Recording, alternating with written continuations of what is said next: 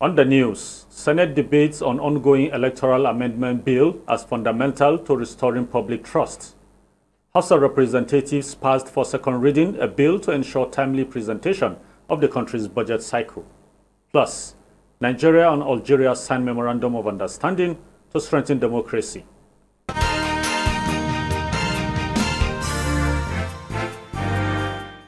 Hello and welcome to Parliamentary News. I am Abubakar Galadima. Senate has passed the bill to establish the Nigerian Mines Ranger Service, which is expected to positively impact the mining sector by enhancing security, promote economic growth through revenue generation, and prevent unauthorized mining. Senate is also proposing life imprisonment without option of fine for defilement of minors. National Assembly correspondent Lami Ali reports. The Mining Rangers Service Bill will, among other things, secure the mining sector by curbing illegal mining, in which Nigeria records an annual loss estimated at over $18 billion. This bill will, in very great measure, help us to tackle the scourge of insecurity in this country. If these mine rangers are established, most of the mining sites will be manned by these rangers, and we are hopeful that the mines now will be reactivated. Also today, the lawmakers considered the Criminal Code Act Amendment Bill forwarded for concurrence from the House.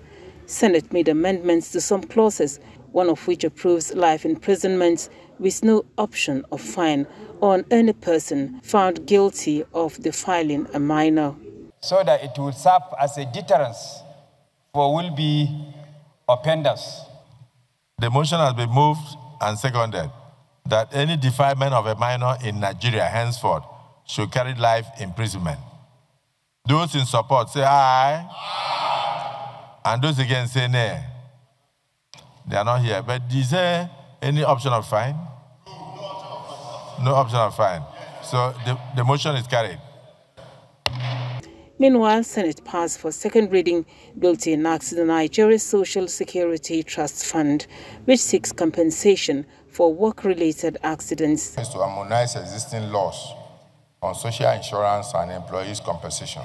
That will also result to cost saving, a more coherent approach to the issue of employee compensation, whether as a result of injury at work, occupational hazard, or evil death. Employers' compensation should also include even the public sector, for emphasis. There is provision for punishment for defaulters. The lawmakers passed a resolution commending President Tinubu for his choice of appointments and support to the Economic and Financial Crimes Commission, which has led to milestone achievements. Activities of EFCC during this period contributed to enhancing Nigeria's image, both locally and internationally. And I also want to urge the chairman to continue on what he's doing in terms of fighting crime in this country.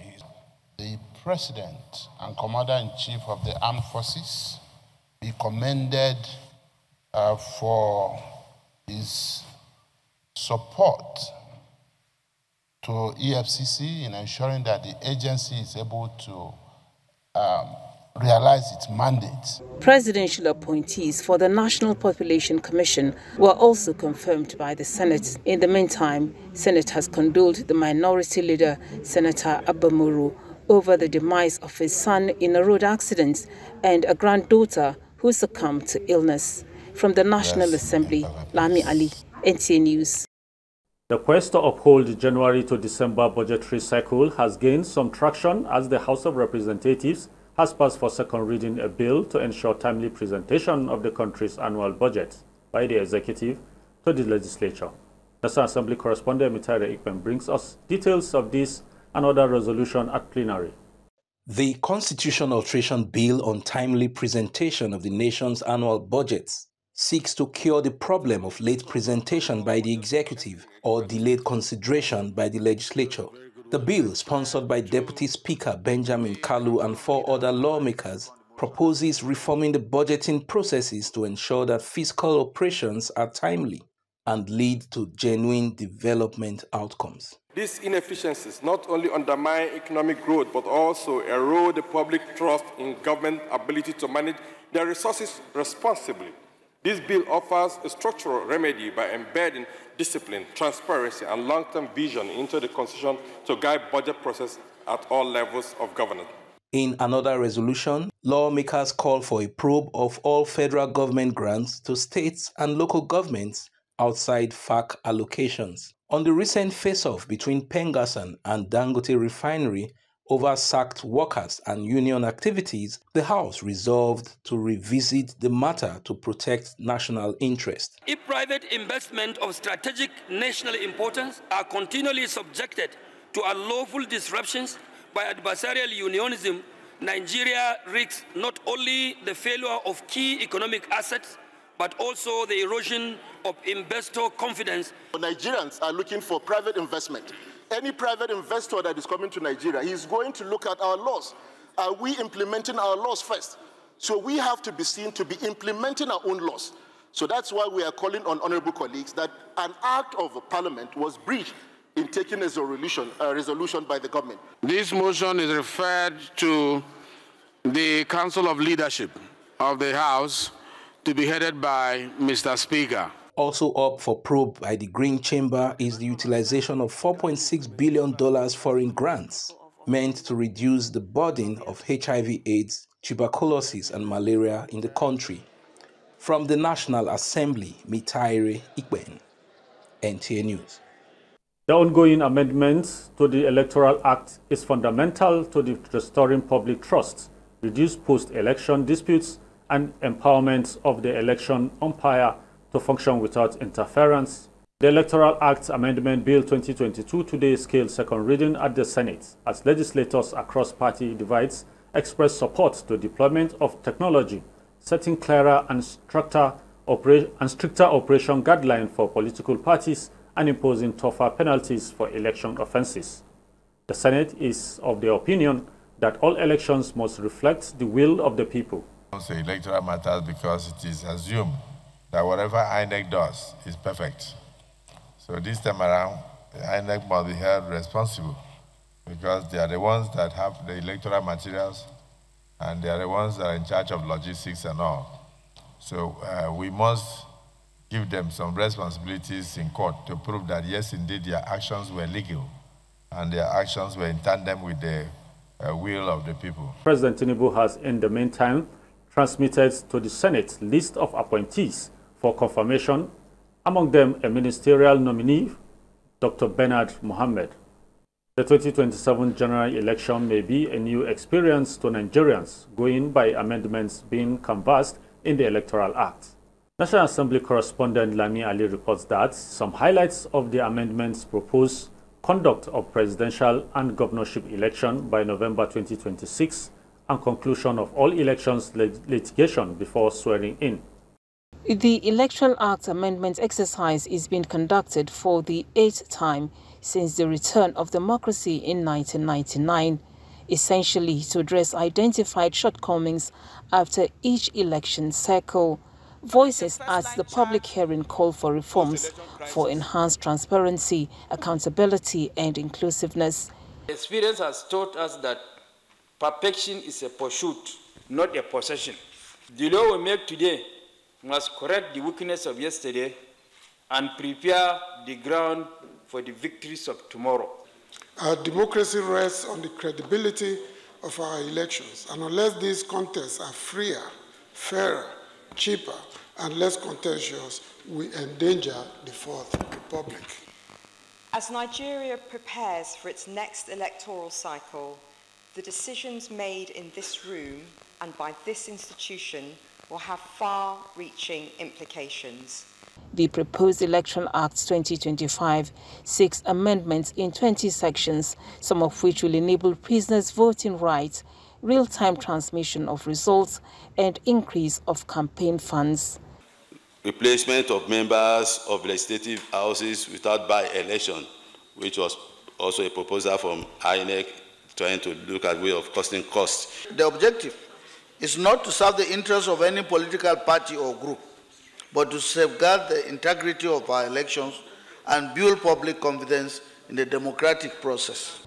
Presentations at the hearing also pointed to areas it hopes the National Assembly would address.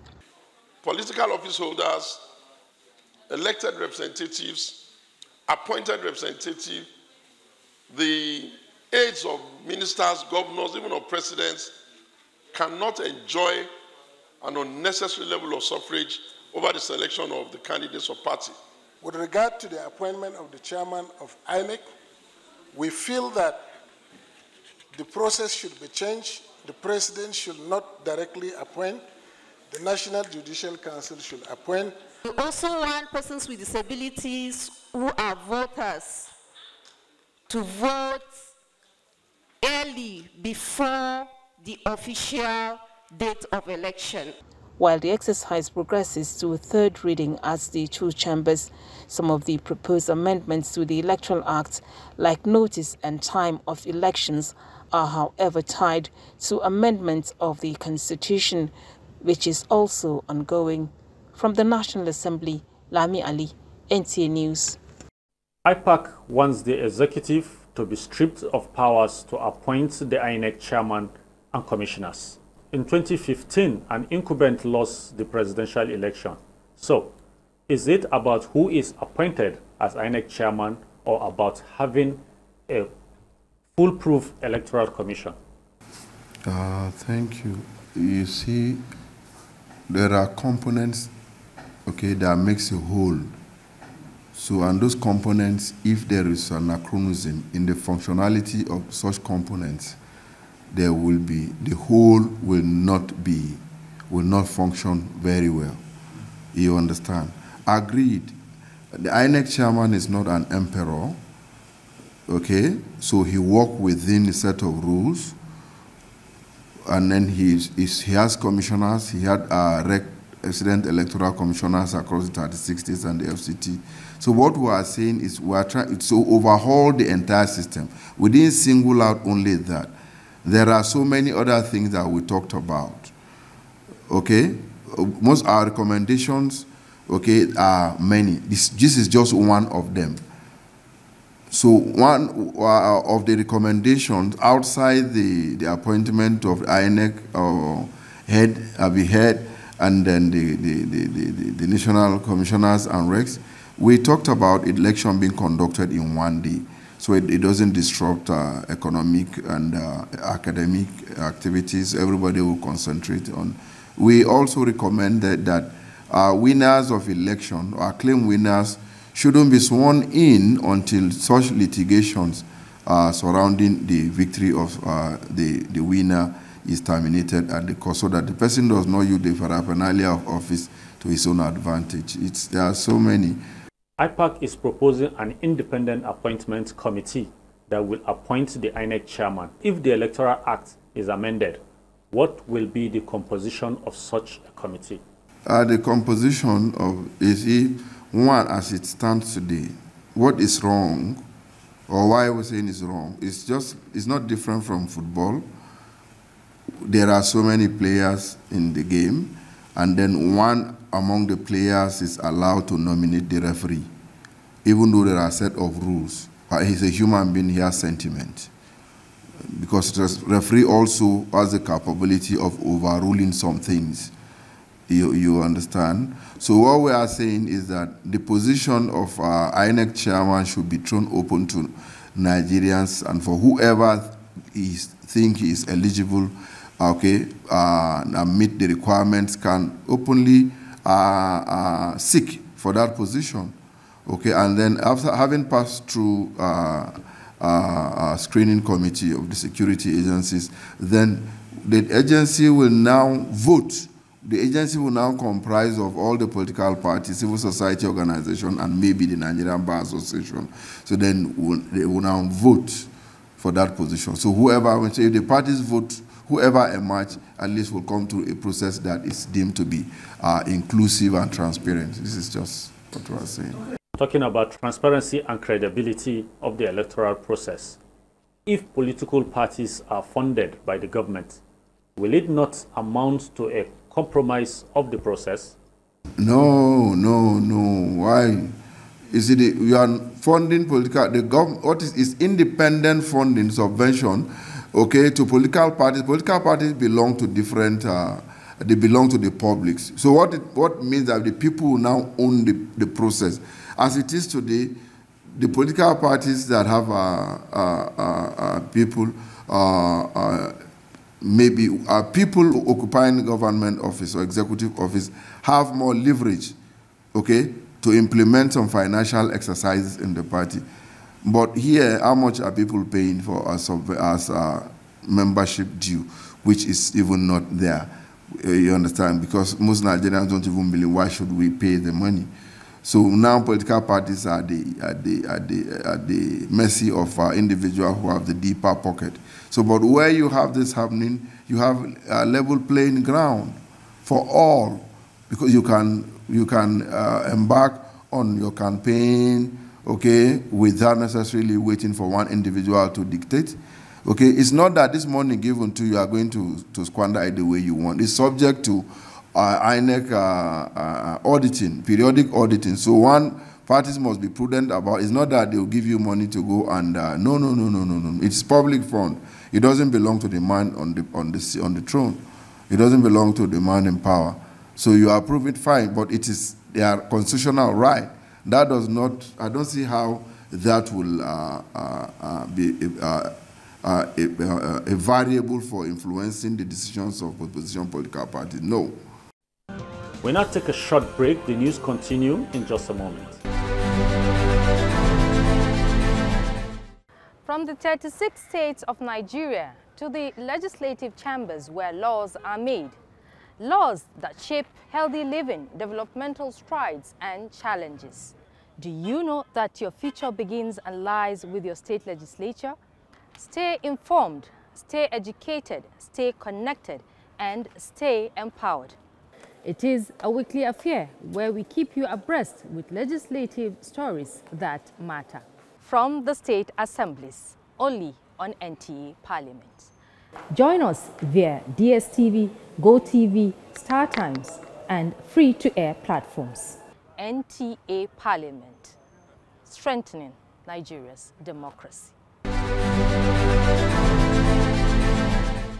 Welcome back. You're still watching NTA Parliamentary News. Moving on, the House of Representatives has expressed concern over the alleged use of harmful chemicals as preservatives for frozen foods and other edible commodities in Nigeria. Adopting a motion by Representatives Chike Okafor, the House describes the trend as a major threat to public health and the well-being of millions of Nigerians. The House Committee on Nutrition and Food Security, NAFDAC, Healthcare Services, as well as Safety Standards and Regulations, were given a 4-week deadline to investigate the public health concerns and make recommendations. Reports and allegations on the use of dangerous chemicals such as formalin, sniper, kerosene, and other harmful preservatives in frozen foods and other consumable items. Worried that these chemicals are often used to extend the shelf life of food products, which can be harmful for consumption, cancerous, and damage organs. NAFDAC, the Standard Organization of Nigeria, SON, and the Federal Competition and Consumer Protection Commission, saddled with the responsibility of ensuring food safety, have been alleged to exhibit complicity and negligence. Meanwhile, lawmakers expressed grief over the recent tanker explosion in Issa village in Niger State, which claimed many lives and left others injured, while calling for rehabilitation of Bida Diko Expressway to forestall road accidents. Federal Road Maintenance Agency to immediately mobilize resources and contractors to commence full rehabilitation, expansion, and completion of the Bida Agay Lapailam Batediko Road, especially the sections between Bida and Agay. Mandate the Federal Road Safety Corps and relevant agencies to intensify enforcement of safety standards for tanker and heavy-duty operations, ensuring compliance with roadworthiness, loading procedures, and emergency response protocols. The Senate has restated commitment to the welfare of serving and retired staff of the National Assembly as a priority by strengthening the Assembly's pension structure in line with Pension Act 2004. This was during a one-day public hearing on a bill to amend the National Assembly Service Pension Board Act 2023. National Assembly correspondent Issa Mohammed has the details. The public hearing brought together different associations from the National Assembly and representatives of PENCON who exchanged ideas on how best to improve on the PENCON scheme. Representative of the President of the Senate and the Chairman of the committee highlighted benefits of the amendment to revert the pension board to contributory pension scheme, reconstitute the membership of the board, provide template for payment of gratuities, as well as establish a special fund for the scheme. We must seek ways to refine this law, to close its gap, strengthen its implementation, align it more closely with modern realities and the best practice in the world. This public hearing provides stakeholders with a voice in shaping laws that affect their welfare. The proposed amendment is aimed at providing a workable and pragmatic pension framework for the National Assembly staff. However, some of the stakeholders differ in opinions to the amendment. We would also advise that the provision of the bill should really be looked at further, because there are some provisions that are not really incongruent with the Pension Reform Act. The increment of gratuity at 500% of annual gross emolument upon retirement, as against the proposed 300% of annual gross emolument to be paid to the retired staff on the terminal of last day of exit. The committee assured of reviewing all contributions aimed at adding value to the bill. From the National Assembly, Isa Muhammad, NTA News. Nigeria and Algeria have affirmed to work together to strengthen democracy on the continent of Africa through parliamentary exchanges beneficial to both nations. Speaker of the House of Representatives, Abbas Tajuddin, has signed a memorandum of understanding to this effect with the Speaker, National Assembly of the People's Democratic Republic of Algeria, Braham Bogali, during a working visit to the North African country. The memorandum of understanding seeks to strengthen the rules of law in both countries through shared experiences and establish a Nigeria-Algeria Joint Parliamentary Committee guided by the principles and rules of international law, as well as the Charter and principles of the African Union. Both parliaments pledged to undertake joint initiatives on issues of common interest in the meetings of regional and international parliamentary bodies, particularly the Pan-African Parliament, the African Parliamentary Union, and the Inter-Parliamentary Union. When I take a trip to our state houses of assembly, where Cross River State Governor Basi Otu has signed into law the College of Agriculture, Science and Technology, Obubra Amendment Bill, and the Office of the Surveyor General Bill. The governor affirms that the new law will sharpen education, land administration, and overall governance in tandem with his administration's People First agenda. Justina Etting reports. The amendment of the College of Agriculture, Science and Technology Bill elevates the college from monotonic to polytechnic, while adding science and technology to its mandates is to enable the institution benefits from the Tertiary Education Trust Fund financing. In the same vein, Governor Tu says the Office of the Surveyor General Law will give the agency its first footing, defining its roles, powers, and structure. What we're doing is to put our state on a proper pedestal for growth. Without education, we go nowhere. And it's very clear that this issue of holding certificate, which has nothing to, and even the segregation against Nigerian education now is almost thicker than racism. When it gets to even the higher where they say Nigerian professor, and then you call some other Nigerians their professor, then you know that the division is quite short. So we must do something to actually close that gap. Speaker, Cross River State's House of Assembly speaks further on the law. This bill is made up of 4 parts and 23 sections.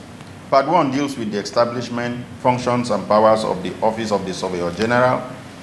2 deals with staff, administration and structure of the Office of the Surveyor General. 3 deals with financial provision of Office of the Surveyor General. Part 4 deals with miscellaneous general provisions. Your Excellency, This bill, when assented into law, will adequately take care of the office of the Surveyor General, which is historic given the overdue need of this law. The new laws are expected to facilitate institutional stability and open fresh development pathways.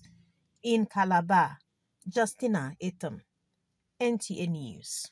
As global efforts is ongoing to tackle environmental challenges, Nasarawa State House of Assembly has adopted the reports of its Standing Committee on Environment and Housing on a bill to provide for policy on climate change actions and the establishment of a Climate Change Advisory Committee.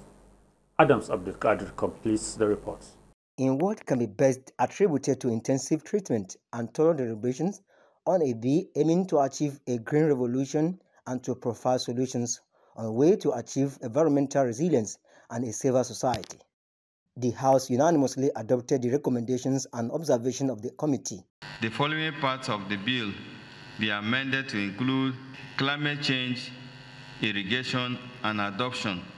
Section 1, afforestation and reforestation, statewide tree planting initiative, targeting 20% forest cover by 2030, and strict enforcement of sustainable forest law.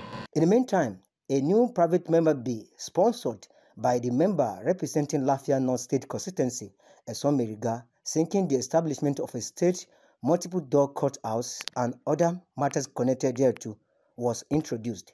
Meanwhile, the House also passed for assent the bill to establishment Dalatu Arafat Specialist Hospital Akwanga and the bill to increase the retirement age of magistrates, Sharia court sole judges, and customary court sole judges from 60 years to 65 years. For magistrates, Sharia court sole judges, customary court sole judges, area court judges, and customary court judges, increase of retirement age service law 2025 and other matters connected thereto, third reading and pass. From the State House of Assembly, Adams Abdulkadir, NTA News. And this is the much we can take for now. On behalf of the production crew, thanks for watching. I am Abubakar Galadima.